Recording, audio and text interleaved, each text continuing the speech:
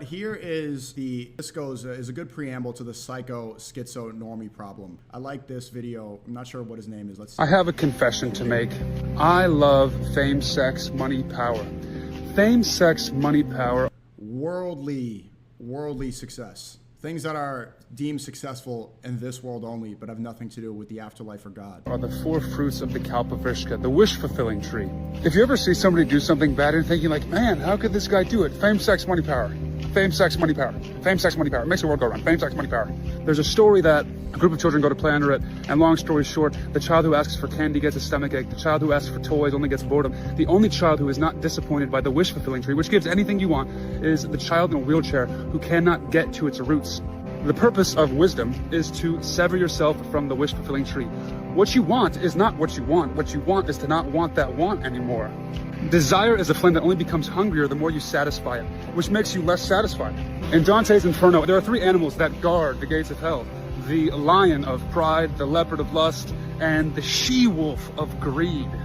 I am hungry like... A little bit of a tangent, but I've always wanted to name my first son Dante. What do you guys think about that? First son named Dante. Like that. The wolf, we all are. You know how natives in the tundra kill wolves? They don't even have to hunt them. They dip a knife in blood. Nig name, black name. One of my best friends in college is an Italian guy named Dante. Let it freeze, dip it back in blood until there's a popsicle of blood, and they stick it in the snow. In the middle of the night, the wolf comes, licks the blade, licks the blood, until eventually it's just slicing its own tongue off, but it can't tell anymore because its tongue is so numb and all it tastes is blood that eventually the wolf kills itself by bleeding out. Sin begins with the consumption of others, but it always ends with the swallowing of your wallowing self. Sin is not sustenance, it's suicide.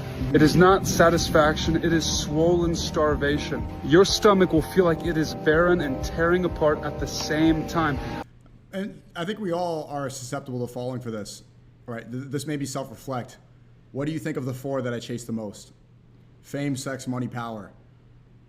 Money has been the easiest one for me to avoid, but I think for sure, being honest here, over the years, especially as a streamer, as a public person, definitely fame does fall into that category. I'll see what you guys think.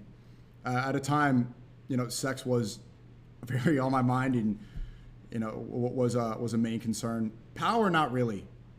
Power, not really, but they all four of these sins do go hand in hand, right? And worshiping any of these is a redirection from worshiping the one true God.